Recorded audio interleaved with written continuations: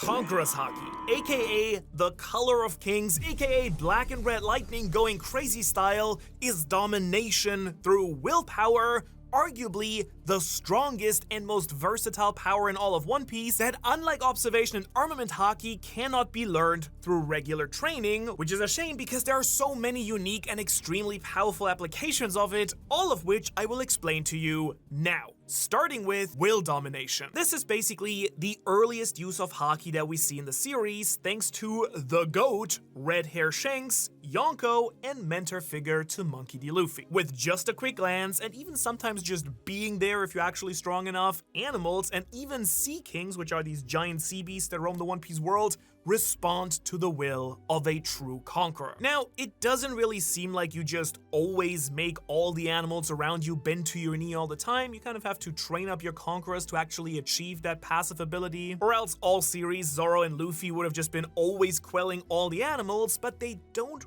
really begin to do that until after the time skip. But just to be clear here, the user doesn't have to be like super proficient or even aware of this to dominate animals around them. We do know that Luffy has always been really good with animals thanks to this power, even before he ever knew about it. But it's just important to know that he was still actively trying to befriend them when he was still weaker and unaware of his conqueror's will, but that might also just be him being a really chill homie who punched him a lot. Really unclear. Fundamentally, it appears that just by instinct alone, weaker creatures are very much aware of a conqueror's will and naturally submit to that of someone who is stronger than them. Most importantly though, this also explains why Conqueror's Haki feels so fundamentally different from armament or observation, because it isn't just a combat technique or even extra awareness, it's pure presence. Aura, if you want. The world around a conqueror physically reacts to their very existence. And as characters like Shanks, Roger, Kaido, and then even Luffy grow stronger and stronger, that passive pressure then becomes overwhelming enough to distort the atmosphere around them, with the most iconic use of Conqueror's Haki: pressure. This is the classic use of Conqueror's Haki, of course, but even this ability has evolved massively throughout the story. You will recognize this as that sick glare that Shanks, Luffy, Roger, Yamato strike when, they actually unleash their Conqueror's Haki. They glare, and a big area of effect is hit with their king's will. And if within that area of range a target's willpower is significantly weaker than the conqueror using Haki, they can actually be knocked unconscious pretty much instantly by that pure, overwhelming pressure. Famously, we of course see Luffy perform this on a truly crazy scale during Fishmen Island in chapters 634 and 35, where he incapacitates 50,000 Fishmen soldiers in a single burst. But he's also aware that this is not as strong as Shanks, who, when he chooses to, could actually knock out over 100,000 people in the area around him. I think the film Stampede actually has the best visual reference for how this really works, as it's animated as this big, massive orb that erupts from Luffy or Douglas Bullet, showing exactly how the area of effect pressure manifests, then spreads and kind of radiates out from the center. Now, I want to point out that this doesn't just knock out anyone who's within this area of effect. The important detail here is that stronger individuals don't always get knocked out immediately. I can't exactly tell you the threshold necessary, but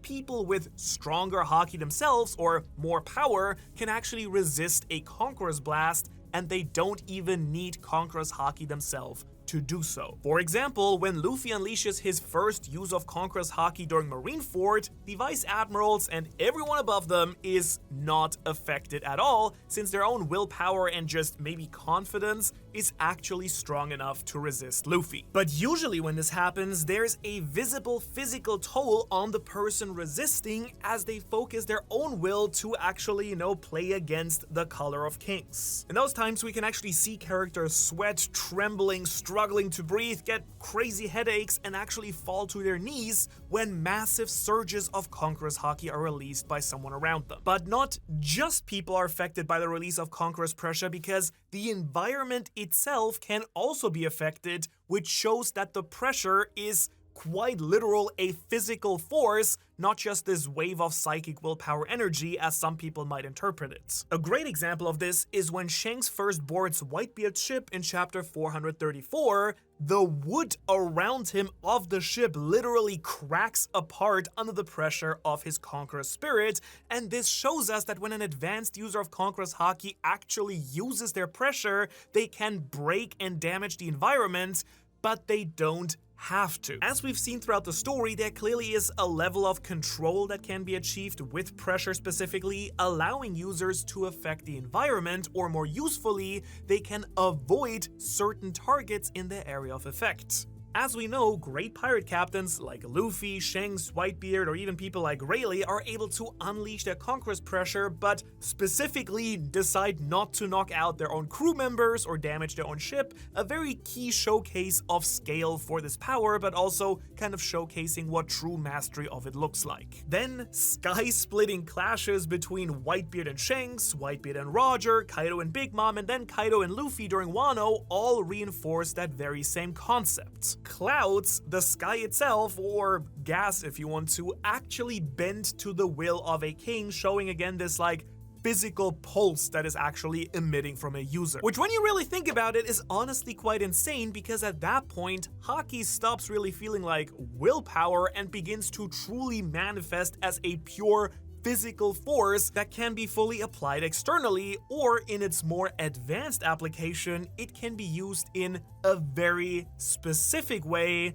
Conqueror's Haki Coding. During what the One Piece community has dubbed Roof Piece, Kaido reveals that the strongest individuals in the world can actually code themselves and their attacks in Conqueror's Haki itself, applying it using the same outward flowing principle as Ryo, which is an advanced application of armament Haki. The strongest of the strong can thus create a shell of Conqueror's Haki that reinforces their own armament Haki, and that then creates this ultimate defense that can only be countered or even affected by another person using the same advanced type of Conqueror's will too. So instead of just simply enhancing attacks with armament Haki, advanced users project their own will outwards, creating a force barrier around their strikes. That's actually why when Conqueror's Haki users clash, often their attacks don't physically connect. There's always this gap, the Haki itself collides first, and that then deals the real damage. And based on how Kaido fights, this ability also appears to function defensively too, and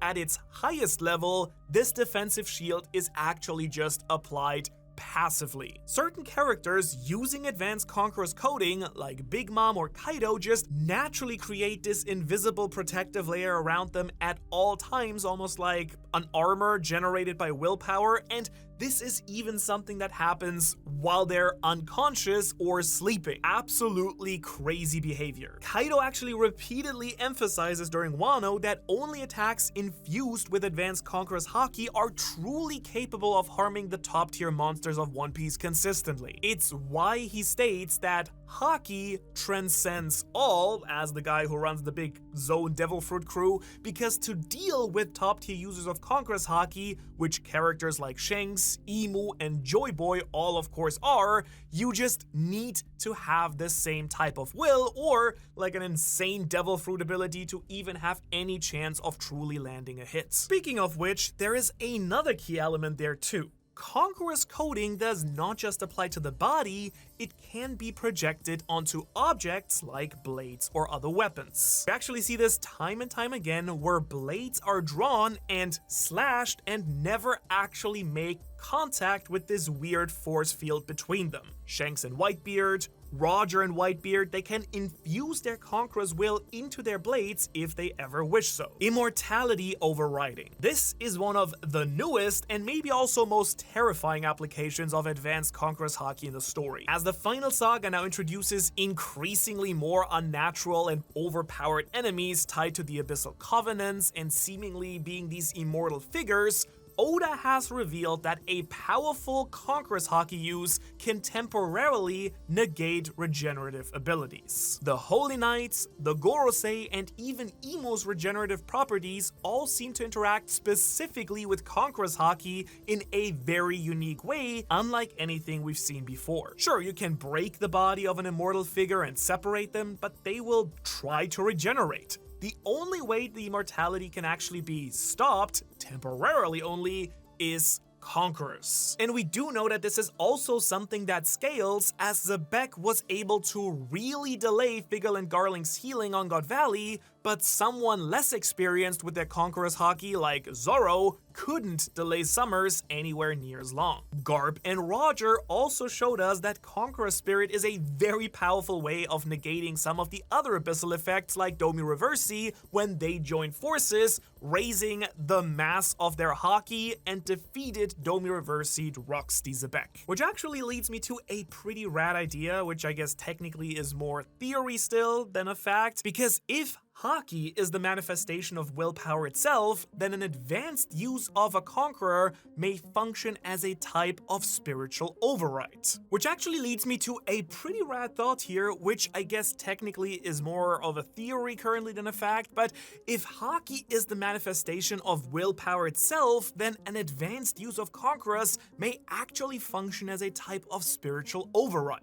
Instead of simply damaging the body, it suppresses the unnatural force sustaining regeneration to begin with. Now, the best example of this is actually Joy Boy's own Haki, which was able to just completely mess up the Gorosei and their abyssal pentagrams on Egghead Island. That blast of Conqueror's will rippled all the way across half the world back into Marijua to impact Imu themselves. It was able to negate the abyssal teleportation and sent the Gorosei back to the Holy Land, breaking their transformations, a feat unlike anything else we've ever seen in the series done with Haki. And this would then also explain why top-tier Haki users are still feared even in a world filled with these godlike devil fruits and the most bizarre immortality mechanics, because overwhelming willpower may literally overpower supernatural existence and even crazy technology itself. But it can even also override other types of will, and not just in a clash between Conquerors versus Conquerors. Future side killing. Observation Haki, especially Future Sight, relies very heavily on calmness, focus, and reading intent. Conqueror's Haki kind of does the exact opposite. It introduces overwhelming pressure, chaos, fear, and dominance onto a battlefield, and because of that, certain Conqueror level fighters can actually outright negate Future Sight, which of course is the ability to look a little bit ahead into the future itself. Now, this absolutely insane power was actually revealed in an additional release material for the One Piece film Red, where it was revealed that Shanks' Haki is described as basically a signal jammer for observation Haki users, which honestly makes a lot of sense, but it also opens up a whole different can of worms, which is, what is the will hitting? Is the Color of Kings disrupting the ability to focus and see the future? Like, does Shanks unleash such an insane direct use of Conqueror's Haki that the enemy cannot focus and thus see the future? Or is his Haki maybe even capable of dominating the future itself, being applied to reality and